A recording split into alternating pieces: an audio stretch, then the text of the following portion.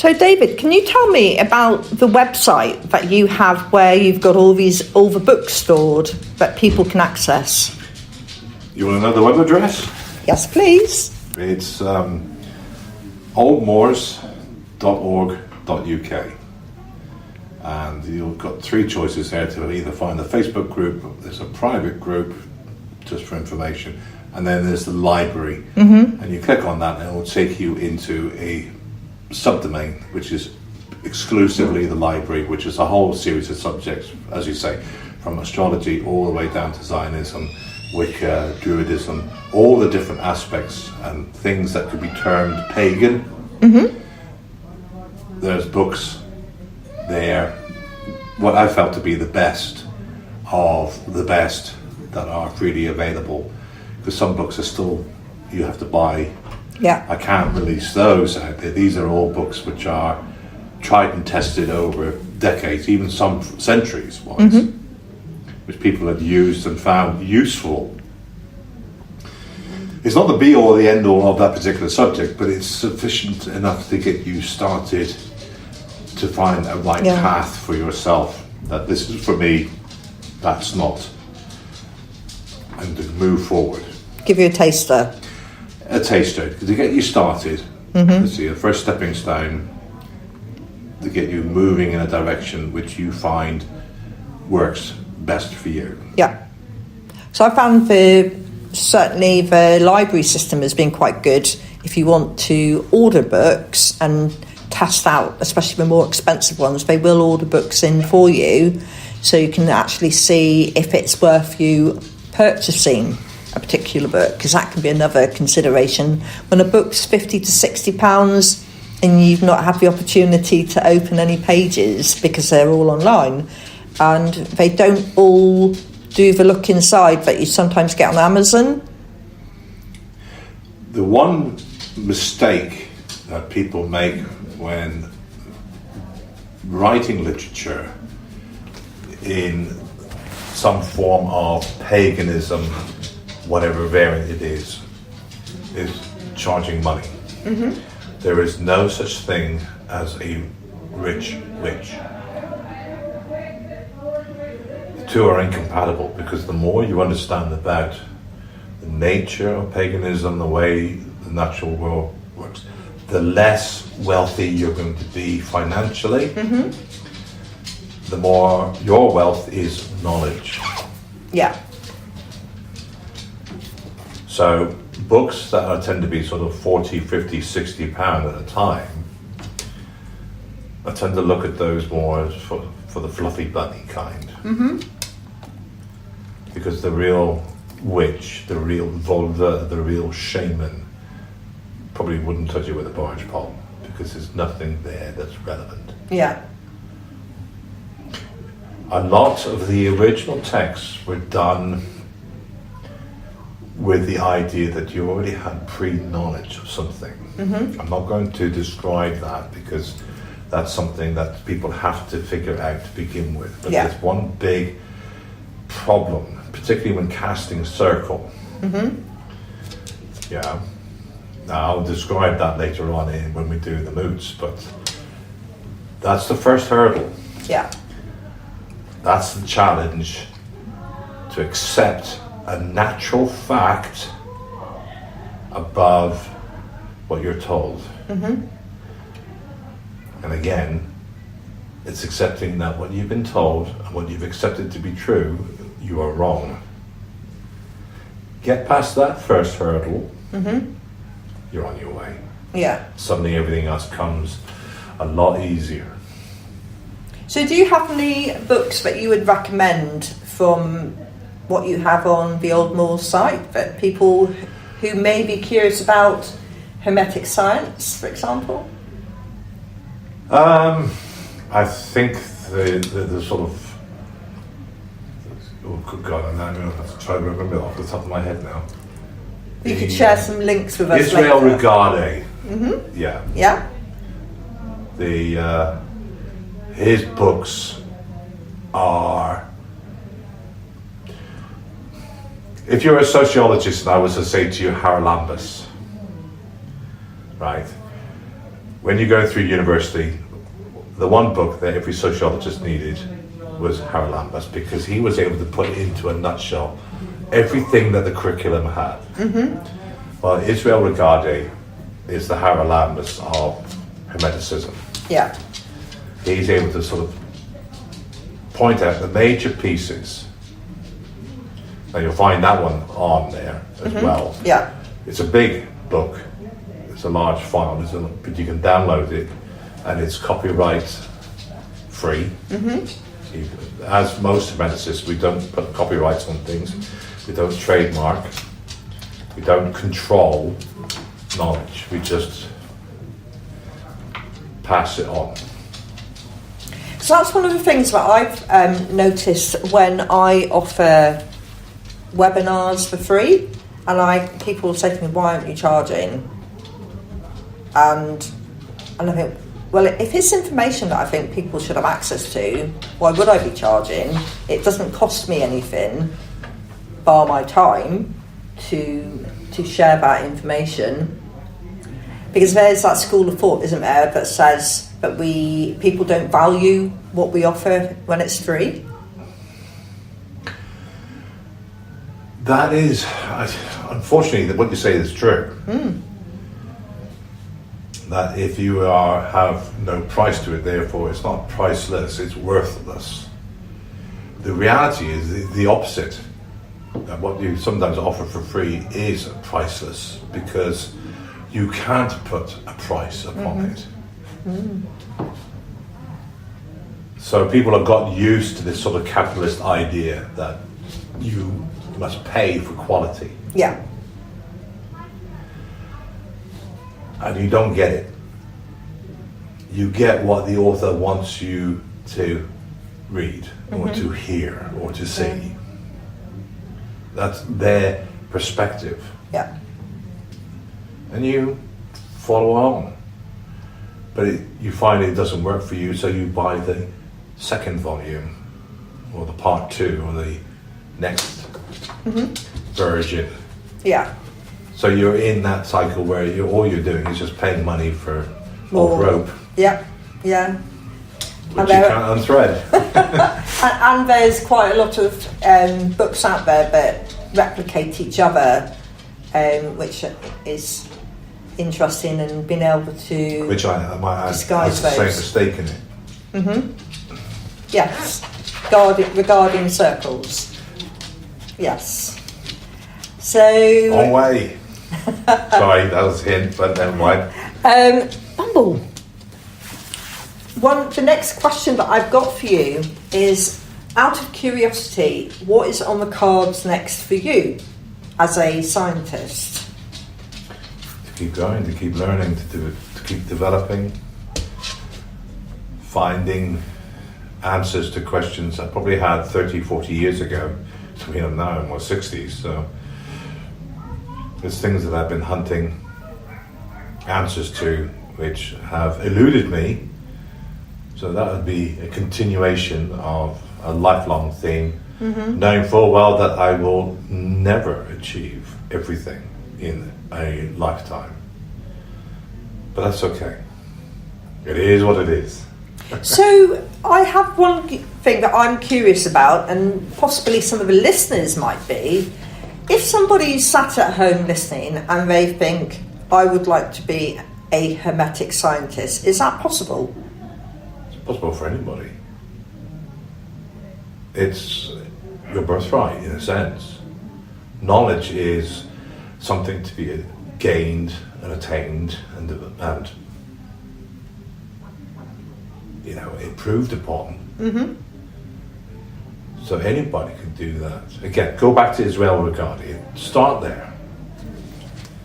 He will give you pointers, ideas, concepts, directions to go into. How to attune yourself, how to quieten and still yourself, how to develop your physical senses so that those extra aspects of extrasensory perception from those 5 senses can develop because of the soft antennas that are in your brain called the dendrites, the connections between brain cells. Yeah. They receive information. 99.9% of the time we ignore it. Yes, we and do. just see it as noise. But it's there. Mind you, we have a lot going on that distracts us from the noises that we should be paying attention to, if you think about it now, don't we? And There's no ulterior motive other than for you to spend your coin. That's primarily what our world is about, coin. Yeah, yes. You are a commodity to be capitalized upon, either through your labor or through your expenditure. A company is measured, its success of a company is not measured by how many satisfied customers it has, but what is its profit margin. Yeah, very much so. What is the dividends that are going to the shareholders? Yeah. The fact that its products might be crap and people are dissatisfied, the point is that people are still buying it because there's nothing else. Yes. Yeah. Is the way to do it. Everybody sort of has this idea that the governments are trying to take over everything and whatnot. No, they're not. It's companies. Yeah. Make the profit corporations. margin. Yes. Yeah. They're the ones that are taking over. We talked about Bovia before. Yeah. That's a big company called Arla that's to holding. They have connections with Nestle. Yes. Which is a big corporation which holds hands of many of the products that we use. Well, certainly, I don't think a lot of people realise who Arla owned or supplied, and there's probably companies on the list that weren't shared. But yes, sometimes I think what we're trying to say to anybody who's listening, who thinks, which rabbit hole have we gone down? It's really just asking you to tap into yourself and think about, what am I listening to? What are the messages? Am I listening to the messages that are natural, or am I succumbing to whatever my TV's telling me? And obviously we might be coming out of the TV at you at this moment, and you might say, well, that's a bit of a conundrum, because I can hear you from my TV. Well, isn't it? Yeah, and social media. But I think it's about allowing yourself to be real and say what feels authentic. And if it doesn't feel right, sometimes that's our way of knowing, look at it again. How easy is it to contact me? You, hard. Yeah. How to contact your wife. Yeah, she messaged me because I don't live on my phone. Yes. I have a phone, I have a smartphone, so it's convenient when I want to use it as a tool. Yes. I don't live on it. Yeah. But then I suppose we've got to acknowledge, haven't we? We're walking around constantly, if our phone is turned on, with the Bluetooth's possibly on, so we're within the electromagnetic field of that phone. Mine's not brilliant, it is quite annoying at times. I have to put it next to thing if I want it to airdrop or anything like that. It doesn't seem to have a large spare. Whereas some people, if I went on now and I looked for Wi-Fi, I would get everybody's phones downstairs in the pub. Right. So they're sending out that field of Wi-Fi or Bluetooth, depending. But I remember years ago, this would have been a good 13 plus, possibly longer. You used to go into the pub and you used to be able to turn your phone on to the old Bluetooth, and it would tell you whose phones were switched on in the pub, and people would have their phones named, and you could actually send information to them via the system. That got closed down a couple of years afterwards. But I remember on pre-deployment training, we were going out to Iraq, and the guys, the signallers, had come on, and they wanted to demonstrate to us how our phones were letting us down because of the security backdoors, and they were putting people's phone information up on the screen just to prove you think you're safe. No, you're not. Your phone's open to everybody to read. I think we're a little bit better now, but there's still that capacity that we haven't got them locked down. And so we're open to that energy, aren't we? We are. Even when you shut your phone down, it's still connected. The battery is still running the system underneath because it's listening or waiting for that push to start up again. So you are still connected to the radio masts where your provider is sending the signal. So you can be followed, you can be traced. So certainly if you're a soldier now, do not take your phone into the front line because the enemy knows exactly where you are, and probably because of a lack of security, he knows who you are. Yeah. And he knows probably where your family are. There was a spate, wasn't there? I know we're going off down a mobile phone rabbit hole here, but there was a spate where people's phones were being turned back on again, and particularly iPhones at the time. So it was the early iPhones, and there was a conspiracy theory about who was doing it, and it may well have just been a fault with the phone. So, but I do remember we were away at the time because we'd handed our phones in, and people had found their phones had come back on again, despite the fact that they had been switched off. So it's just to be mindful that when we are sitting still, where can we put our phones, and remove the distractions, turn the notifications off. Do we need them? I don't think we do. Just shut their phone down. Yeah. Turn it off, put it in a box. Can I encounter sort of this story? Yeah, of course. That happened to me. When I went into the British Army, I was sufficient enough to go to Sandhurst to go into officer training. I came out of officer training, joined my regiment in Hythe in Kent. My first port of call as a second lieutenant was the Falklands. Mm-hmm. Now I was in the Reaming, which is electrical and mechanical, so we were there primarily as a support. But, and this shows how short-sighted some people can be and how clever others can be to manipulate a situation. Mm-hmm.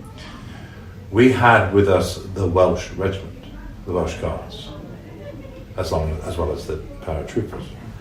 I was affiliated with 2 para, and we were there to assist and do support for them.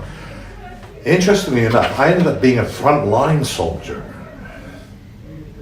under the most extraordinary conditions because they were using radios, which back then was in the 1980s, early 80s, were analog, not digital. So there wasn't really any base encryption system. And every went and fled, we would hear some Welshman come over to say they just eyeballed such and such at such a location. You need to take that target out to be able to progress. And it was false. Nobody realized that there is a large contingent of Welsh immigrants in Argentina. Oh, yeah. And they were radioing across onto our lines to produce disinformation to get us to move in a direction. Yeah.